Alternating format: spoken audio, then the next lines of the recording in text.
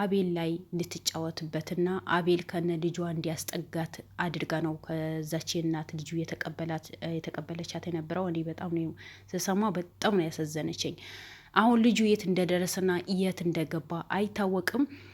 ከአቤል ሰራተኛ ጀርባ ያሉ ባለ ሀብቶች እንዳለ እልሙየት ነው ወይስ 666 አባላቶች እንደሆኑ ሉል ደርሶበታል። በጣም ያስጠላ ነገር።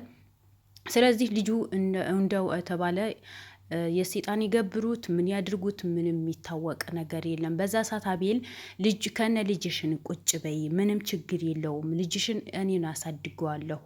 ስለዚህ ጊዜ እኔ ልጁ ስራ የሰራሁኝ ስለሚያስቸግረኝ ልጁ ወደ እናት አባቶች ቤት ልውሰደውና በየወር የሰራሁኝ ከፍለው አሳድገዋለሁ ከእናት ከአባቶች ጋር ይደግ ብላ ነው ብር ሰጥተዋት ሁሉ ነገር ገዝቶለት ነው ክፍለ ሀገር እንደወሰደችው ነው የነገረችው። 9 ወር በሙሉ ስትሰራ ግን አንድ ነገር ግን በዚህ አጋጣሚ ውድ ቤተሰቦች ደስ የሚለው ነገር 9 ወር በሙሉ ስትሰራ አቤል የሆነ ነገር ብታደርገውስ፣ እውነት ሉል እንዳለ በመርዝ ብትገለውስ፣ የሆነ ነገር ብታደርገውስ? ምክንያቱም እነዚህ 666 አምላኪዎች ናቸው። ሉል ደርሶበታል እንዳለ ባለ ሀብቶችና ከውጭ ሀገር የመጡ ናቸው። ግን እነዚህ ሰዎች ከሉል ጋር ምን ያገናኛቸዋል? በምን ሁኔታ ነው ከአቤል ጋር የሚያገናኛቸው? ሶሪ ሉልን አልኩኝ። ከየት ይገናኛሉ? ምንድን ነው ችግራቸው? ምንድን ነው? እና በአቤል ጉዳይ ላይ እንደምታውቁት ሉል ብቻ አይደለም የሚሰራው የነበረው፣ አሸናፊም ሁላቸውም የተሯሯጡ ነበረ። በመጨረሻ ደግሞ ያው እንደምታውቁ የአቤል ሪከርድ ሲያስፈራራት እኔ ጋር እንዳደርሽ ብሎ በጣም የዛተባት ሪከርድ ወጥቶበት ነበር አቤል ላይ። ያ ነገር አቤልም ቀርቦ እያንዳንዱ ነገር አውርተዋል። ያው ልጅቷ ሰራተኛዋ እስካሁን አልተገኘችም። ልጁም ህፃኑም የት እንደገባ የታወቀ ነገር ምንም የለም። እውነት ገበሩት ወይስ ለጊዜው ልትለምንበት አምጥታው ነው ከዛ በኋላ ወደ እናቱ የተመለሰው? ልጁ የት ይሁን? ይሄ የሁላችንም ጥያቄ ነው። ወደ እናቱ ከተመለሰ እሰየው፣ ደስ የሚል ነገር ነው። ግን እናቱ ጋር መልሳ ካልወሰደችው እውነት በዛ ሰዓት ወይ አቤል ክፍለ ሀገር ልውሰደው ብላ ወደ እናቱ ወስደው ይሆን ወይስ የእነዚህ ሴጣን አምላኪዎችን ገብራው ይሆናል? እንግዲህ እሱ ፈጣሪዋና ራሷን ይወቁ። እሷ ስትገኝ ነው የዚህ ሁሉ ሚስጥር የሚወጣው። እና አቤል ተገኝቶ ነበረ። አቤል ደግሞ ያለውን ስለ ሪከርዱ ተጠየቀ። ብዙ ነገር አውርተዋል። እኔ አሁን ማውራት ስለማልችል ነው እንጂ የእሷ በእሷ ላይ የሞተቿ ራሄል ላይም ብዙ ነገር አለ። እንደዛ ያ ነገሮችን ደግሞ ከቤተሰቦቿ ተወያይቼ ከቤተሰቦቿን አውርቼ እያንዳንዱ ሚዲያ ላይ በይፋ አወጣው ይሆናል። ግን አሁን ምንም ነገር መናገር አልችልም ብሎ ነው ያለቀሰው። እሱ ያስለቀሰው ደግሞ እናቴን ነፍስ ገዳይ ልጅሽ ተብላ ተጠርታ አንገቷ ደፍታ የምትሄድበት እሱ ነው ያስጠላኝ እንጂ እኔ ሌላ ነገር አይደለም። ካጠፋሁኝም መቀጣለሁ፣ እታሰራለሁ፣ ወንድ ልጅ ነኝ፣ ምንም አልሆኑም ነው ያለው። ግን በጣም ተጎድተዋል እና ብዙ አዳዲስ ነገራቶችን አሉ። በዚህ አጋጣሚ ብዙ መረጃዎች ሉል እጅ ላይ ገብተዋል። ግን ሉል አሁን ምንም ነገር መረጃ ማውጣት አልፈልግም፣ ምክንያቱም ነገራቶችን የደረስኩበትና ካጠራሁኝ በኋላ ነው ብለዋል። እና ለምንድን ነው ይሄ ሪከርድ እሷ ላይ ሊገኝ ቻለ? ከእሷ ጋር ምንድን ነው የሚያገናኛችው? ምክንያቱም እሷ የፍቅረኛ ጓደኛ መሆኗ ነው የምናውቀው። የተለየ ጊዜ የብቻችሁ ሆናችሁ ያገኘሃት ወይ ያገኘችህ ቀን አለ ወይ ተብሎ ሲጠየቅ እኔ ብቻዋ አንድ ቀን አግኝቻት አላውቅም። አንድ ሰፈር ነው የተወለድነው፣ አንድ ሰፈር ነው ያደግነው፣ ጓደኛሞች ነን። በዛ ላይ ደግሞ የጓደኛዬ ፍቅረኛ ናት። ግን እኔ ብቻ አንድ ቀን አግኝቻት አላውቅም። አንድ ቀን ታሜ የሆነ ጊዜ ታሞ ተኝቶ ነበረ አቤልን። በታሜ በተኛሁበት ሰዓት ሁላችሁ መታችሁ ትጠይቁኛላችሁ። እሱም ደግሞ ጓደኛዬ እንደሆነ ጭምር በየቀን ይመጣል፣ ይንከባከበኛል። አንድ ቀን ከሷ መጥተዋል። የሆነ ነገር ይዘው መጥተው እዛ ቁጭ ብለን የተጫወቱ ሰራተኛው ነበረች።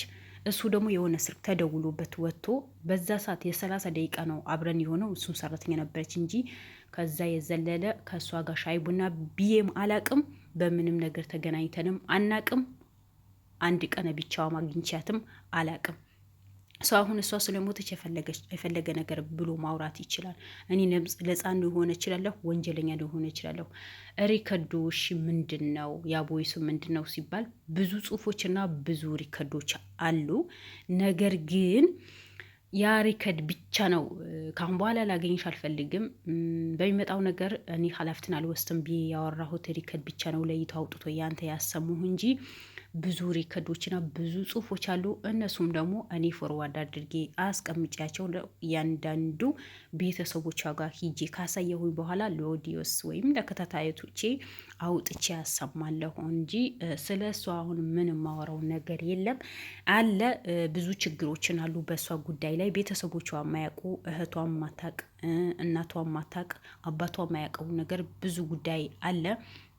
ያ ነገር ግን ጓደኛዬ ይምጣና ወይስ ፍቅረኛዋ ይምጣና አብረን ቤተሰቦቿ ጋር ቤተሰቦቿ ፈቃደኛ ሲሆኑልኝ አስፈቅጄ እያንዳንዱ ነገር እነግራቸዋለሁ። እኔ ምንም የምደብቀው ነገርም የለም፣ እሷ ላይ ምንም የሰራሁትም ወንጀልም የለም። እኔ የሚያስለቅሰኝና አንገት የሚያስደፋኝ የእናቴ ጉዳይ ነው እንጂ ሌላ ነገር አይደለም። የእሷ እናት የራሄል እናት በአሁኑ ሰዓት የፈለገች ነገር ብትለኝ የፈለገች ነገር ብላ ብትናገረኝ እኔ አይሰማኝም። ልጇ ነው ያጣችው፣ እቃ አይደለም። ልጇ ነው ላትመለስ የሄደችው። ስለዚህ ያ ነገር ስለሆነ እኔ ፈቃደኛ ከሆኑልኝ እያንዳንዱ ነገር ሂጄ ለማስረዳት ዝግጁ ነኝ። ከእነሱም ጋር ቁጭ ብዬ ለማውራት ዝግጁ ነኝ። እኔ ምንም የፈጠርኩት ነገር የለም። ግን ብዙ ሚዲያ ላይ የማይወሩ ምስጢሮች ስለ እሷም ሆነ ስለ ፍቅረኛዋ በእኔ እጅ ያለ ነገር አለ። ያ ነገር መናገር እችላለሁ። ብቻ የእሷ ቤተሰቦች ፍቃደኛ ይሆኑልኝ ብሎ አቤል ያለቀሰ ነው ያወራው። ዛሬ ስላየሁት እንደዚህ መቶ ስላወራ በጣም ተጎድተዋል።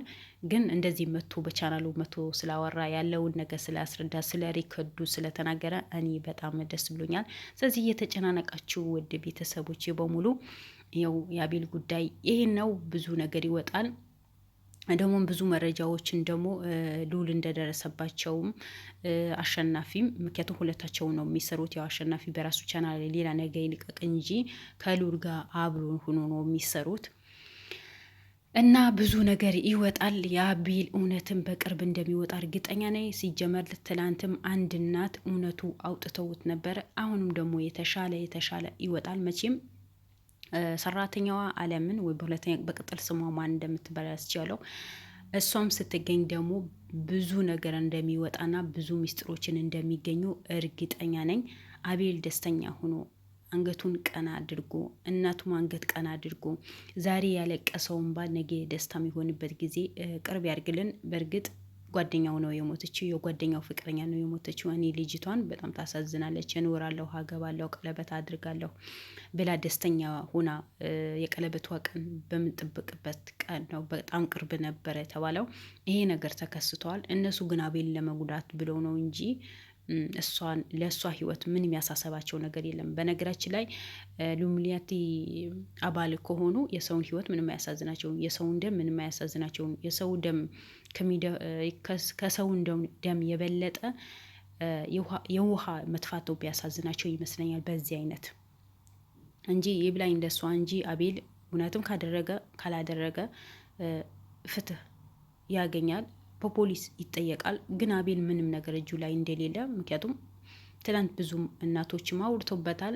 ብዙ መረጃዎች ልዑል እጅ ላይ ስለገባ ይፋ የሚሆንበት ጊዜ ቅርብ ያድርግልን። ግን የሟችን ቤተሰቦች አላህ ይሰብራችሁ። ሌላ ምን ይባላል? አላህ ይሰብራችሁ። ልጃችሁ ተመልሳ አትመጣም።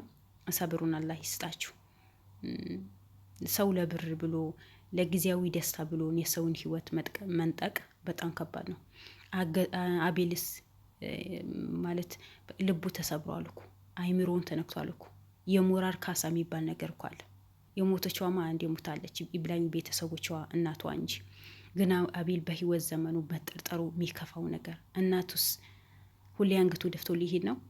ነገ ነጻ የሚወጣበት ጊዜ ይመጣል። ግን ይጸጽተዋል። በቃ እንዴት በቤቴ እንዲህ ነገር ተገኘ በማለት የሰው ሞራል ብላችሁ ማትጨነቁ በሙሉ የስራችሁ ይስጣችሁ። የሰውን ህይወት ማያሳዘናችሁ የስራችሁ ይስጣችሁ። ለነገሩ ይረፍዳል እንጂ አንድ ቀን የእጃችሁ እንደምታገኙ እርግጠኛ ነኝ። ይሄ የሰው ህይወት ምንም መስሎ ማያሳዝናችሁ ሰዎች እና እንዳዘናዋላችኋለሁ። በሌላ ቪዲዮ እንደምንገናኝ መልካም ጊዜ መልካም ምሽት ይሁንላችሁ። ውድ ቤተሰቦች የምታበረታቱኝ ሰብስክራይብ የምታደርጉኝ ወላሂ ከልብ ነው የማመሰግነው። ሁላችሁ ወዳችኋለሁ። ባላችሁበት አላህ ይጠብቅልኝ።